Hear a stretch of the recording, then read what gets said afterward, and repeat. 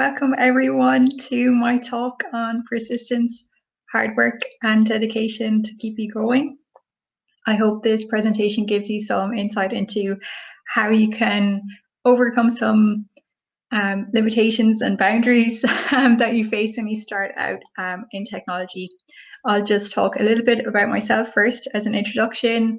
I'll go into a bit about my background, then the questions that I asked in the abstract when I submitted to this conference regarding keeping going, talk a little bit about competence versus confidence, the goals, technology skills, personal skills, hobbies, which are important to keep going as well, and success, and then a conclusion. So I'll just dive into it. So my name is Alison. I graduated with an information technology degree and continued on to do a master's and then a PhD specializing in gesture-based technology.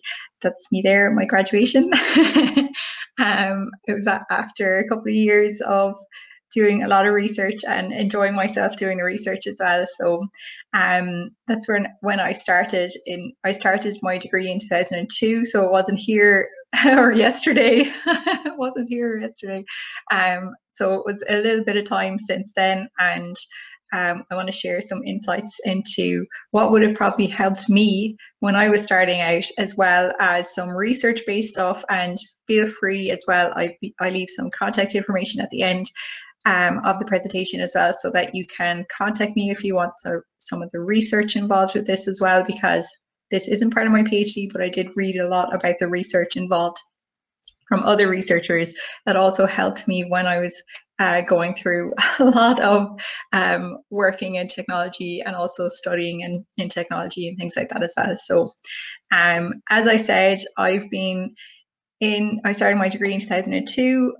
We had what's called in the UK a sandwich degree. I'm not from the UK, but I do know that they use that term. I'm from Ireland, and we had a third year work experience for a couple of months. So that was my first kind of work experience in technology, and it was in Nortel Networks in Galway. And my first experience, I would say, wasn't the best. The environment itself, a lot of the employees that were working in Nortel Networks in 2004 were waiting for redundancy, actually, and it wasn't a good time for that particular company. There was a whole section of a warehouse that they had let go of workers, and so coming into that environment as 20-year-old wasn't the best environment to be introduced to technology. A lot of the workers were demotivated and they were just hanging on for their redundancy package. Then I worked a couple of years in other places. I moved country. I lived in Luxembourg for a year. I then went back to Ireland and I worked in Dublin. I did my master's, and then I had other experiences that were amazing experiences and really well worthwhile. I'm now currently in Germany, and I work for a company called Pass Consulting in Aschaffenburg, and I really enjoy it. I'm so lucky that I have a good environment to work in, and I think that's one of the pinnacles of success. As a young IT professional starting out, I had kind of accepted the fact that the environment wasn't going to be so good initially, just because my first experience in 2004 wasn't good. And then I had kind of more experiences that built on that also weren't good. So I had no comparison to make it a good environment and what was kind of a better environment than what it should be. And that was also my own experiences through technology. The degree itself was quite intense. There's a high pressure and you just put your head down and you work through it. I think we started out with 88 people and we finished with around 30 people at the end of the degree. It was usually mathematics and physics that like culled half the class. I'm laughing now because it's just, yeah, it was really intense time. And a lot of people, especially the females. As we know from research and also from real life experience, you don't see that many females working in a whole team, and that's the leaky stem pipeline. One of the presenters had also during the week mentioned this, that I'd been to some of the talks, and they had also spoken a bit about the leaky stem pipeline, which usually occurs with females between the ages of 12 and 15 in school first, before they get to the degree level. And then it's just, there's more, maybe their friends are having an easier time in a different environment than they are, and then they make the switch. A lot of females also are lost to management or other roles. I currently am working, I do program every day. I want to hold on to my technology side of things.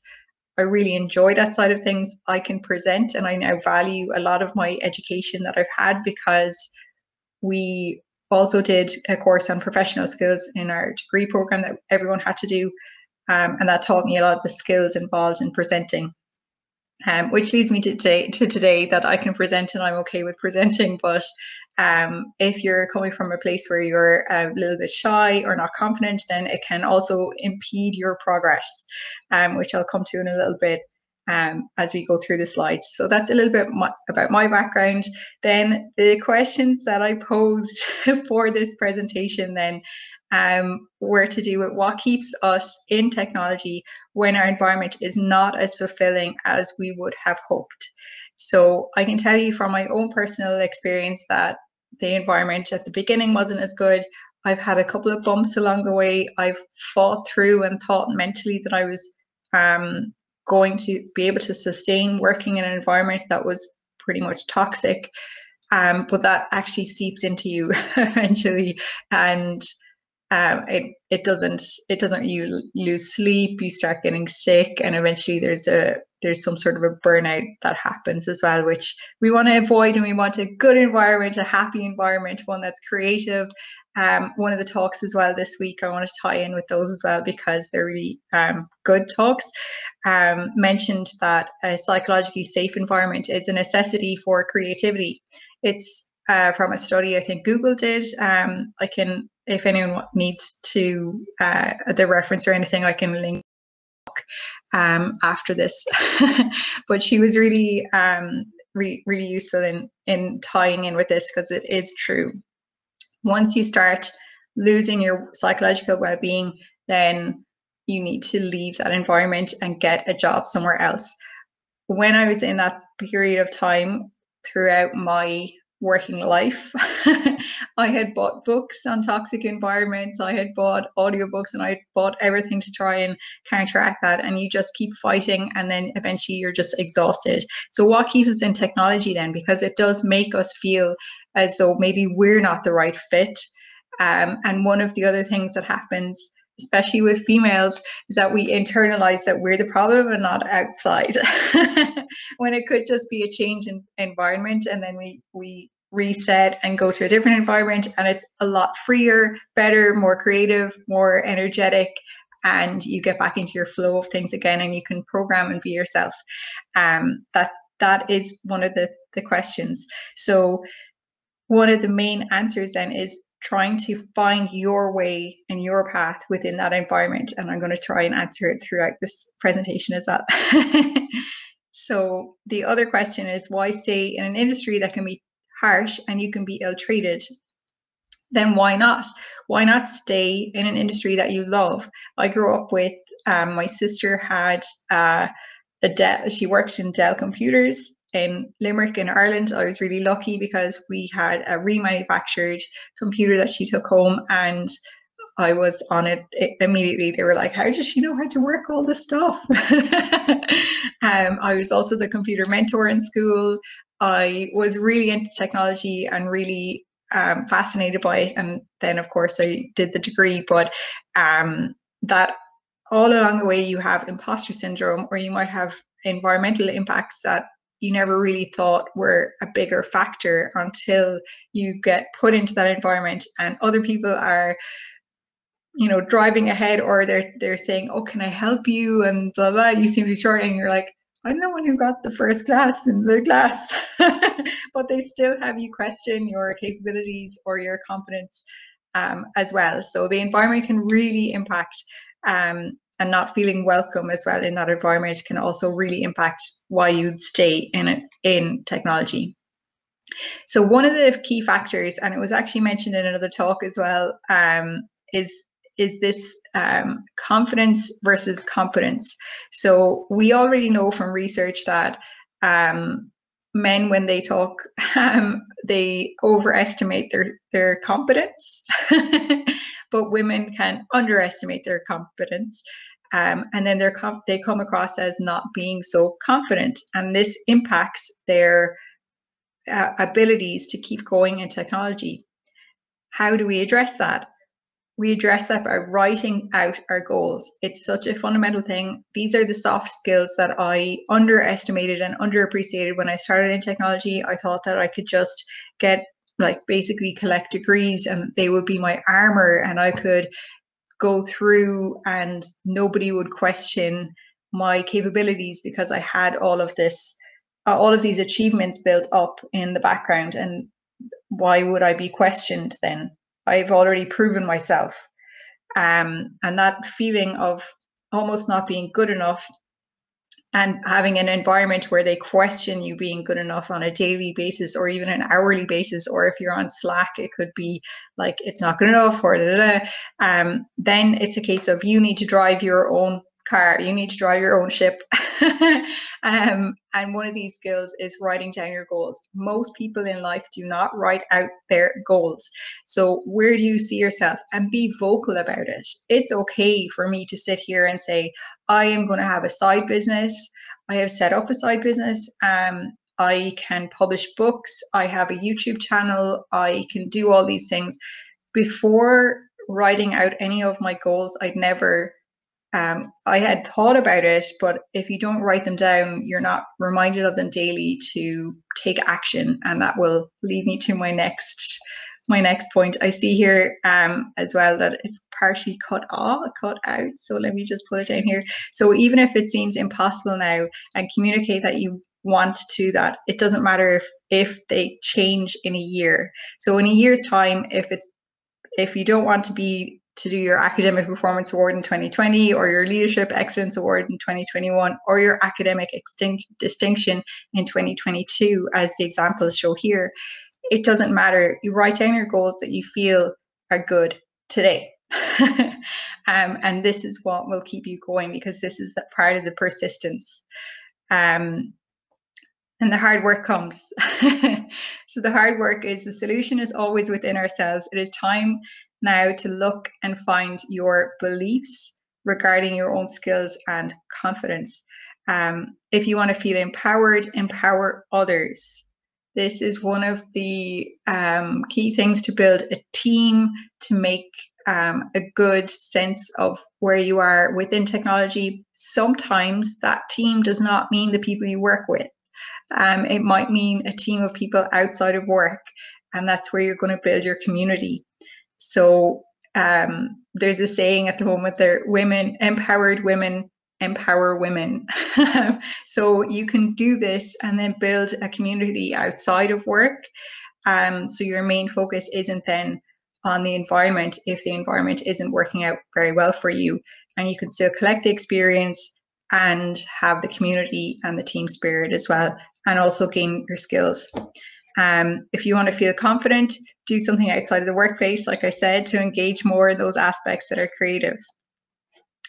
Mentor new starters, that's another one. So in a previous company that I worked with, we had a buddy program, and I was a buddy to about 3 people that moved over to Germany. They were actually based in other offices in Canada and other places that I could mentor, and you can give them an insight then of how the company works. Or you can also mentor new people within your community. Let's say if you're in 3rd year in university, I used to do mentorship in university as well. So I was in 3rd year and I'd mentor 1st years, and that was part of the program within the university. However, you can do that yourself anyway, because it's so empowering. That you will feel like you've progressed a lot more than you have as well. feeling isolated can feel as though you are the issue in the environment. Because when you feel isolated, you feel disconnected and as if like maybe technology environment isn't for me, when it might be just an environmental factor. So talk to others, and by talk I mean share experiences, not just how are you getting on at work and have the surface level like it's grand or it's doing well or anything. I mean talk about like, this is a bit strange that this person did this, this, and this outside of the company. Don't bring it into the company. Don't talk amongst each other. I'm talking about your community that you've built from the other people outside your company. Then it's all to do with create. So if you want to be a programmer, you got to build. Don't wait for a company to give you the opportunity. Don't wait for things to happen and fall in your lap. You do it. You create your app. You create your things, and start off with a small daily habits that you do every single day. And by every single day, I mean 10 minutes. You don't need to do a lot, but you do need to be consistent, and that's consistent action daily. And if there's things holding you back, then you got to figure out what those things are, and that's going to come to the next part. So you have to first write out your goals of what you want to do or what you want to be. Then you have to say what you'd like to say. Let's say in an interview, if you're going on a career path, I'm a team-focused communicator and enjoy working in an environment that is inclusive. And then you look for companies that are inclusive and diverse. There are companies that I have worked in that aren't inclusive or diverse, and it shocked me. Or if you want to be technically competent in a particular programming language, and write that down and say, this is what I want my CV to look like.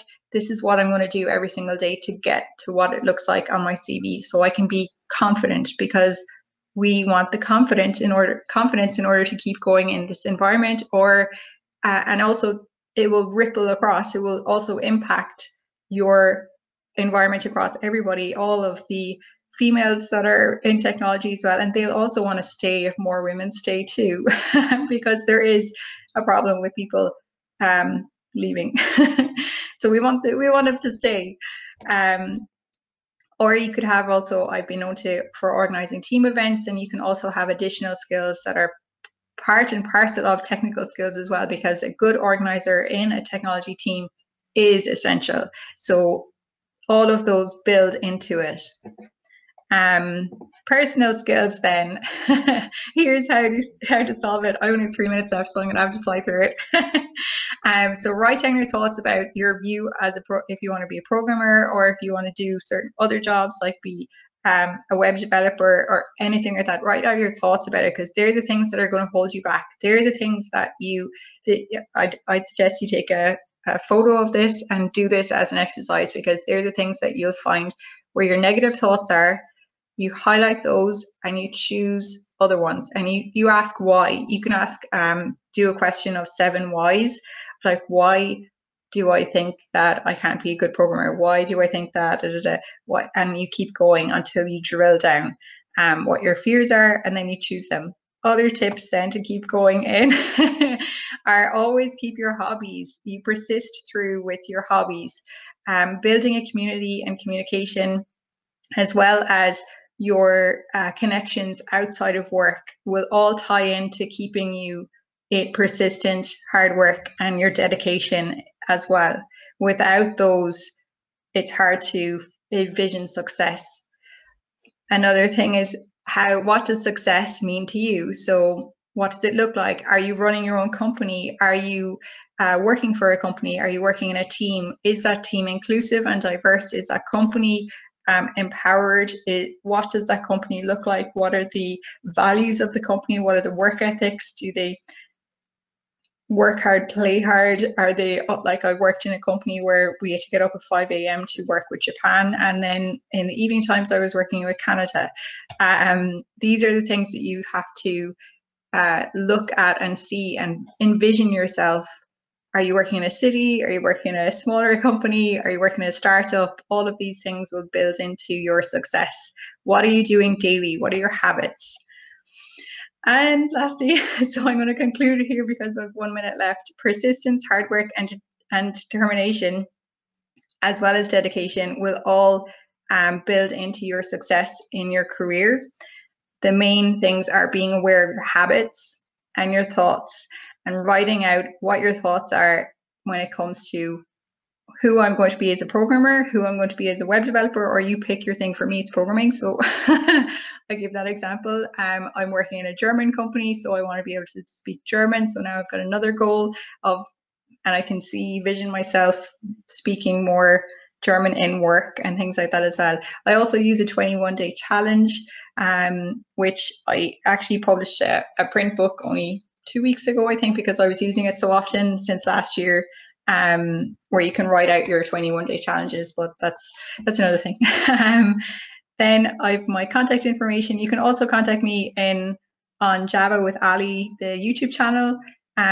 And I'm more than happy to answer any questions that you may have. So I'm gonna close this now, and then take a look at your questions if you have any.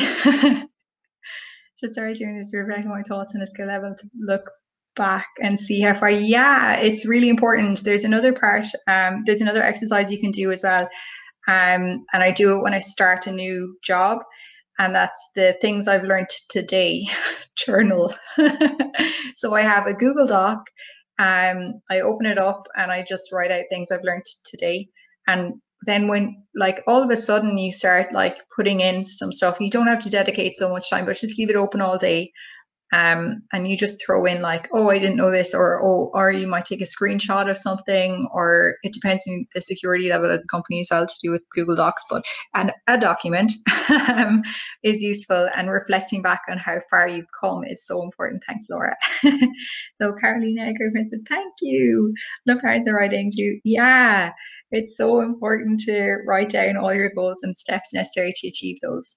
It really is. And a lot of people, like, they really don't write down their goals. They have it in their mind, they think about it all the time, but actually writing it down, is the physical act of writing it down is a different thing. And having it up, I have my Post-its, my pink Post-its. I love pink Post-it notes everywhere. And I also, before I wrote this like 2 weeks ago, I think it was, it's now on Kindle Direct Publishing. I used to do my 21-day challenges like this, that I just have a box and I'd write out what I want to do. Part of those were to do with fitness and getting outside and having my walks every day as well, because I work from home. It's also important for my mental health, and they all build into your success, and people do not actually like think about those things as well. Awesome tips. Thank you. How do you work with introverts to spur and motivate them?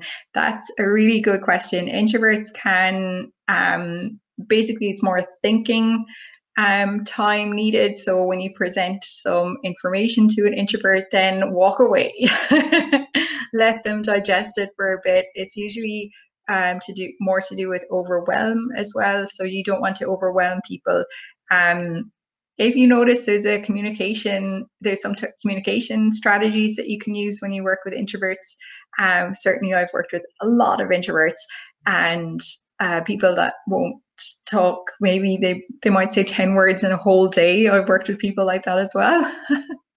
And not in a bad way. They just are concentrating on work, and they're programmers, and that's the teams that I'm in.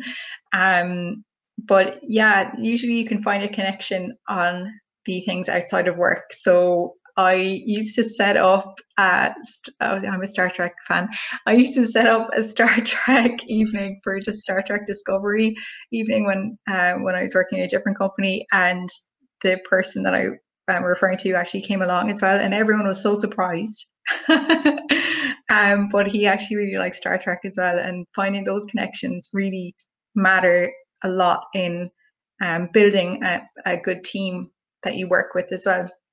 It's also to do with being psychologically safe, and an introvert can find it hard to maybe they might feel like not safe if somebody else in their team will say something about them, like, oh, and they like this, and so openly about it, and they're like, oh my god, I only told them privately. So being kind of cognizant of that fact as well, because introverts don't want to share as much stuff as other people, or they will see it as not being psychologically safe, and other people will be like, it's no big deal, it was only Star Trek. But actually it might have been a bigger deal for them than it is for you. Yeah, so thank you so much for coming to my presentation. As I said, you can contact me through Java with Ali YouTube, or I've got Twitter and Instagram and my website as well, or learncomputerswithali@gmail.com, because it's my hobby as well. I want to empower more women to get into programming as well. So if you know anyone who wants to learn programming, please check out my channel. I'd be more than happy to cover new topics as well. And thank you so much. Yeah, I think that's it now. That's the end of the presentation. Enjoy the rest of the Women Tech Global Conference. I'm so glad we have this community. Yeah, so thanks for watching. Okay, bye.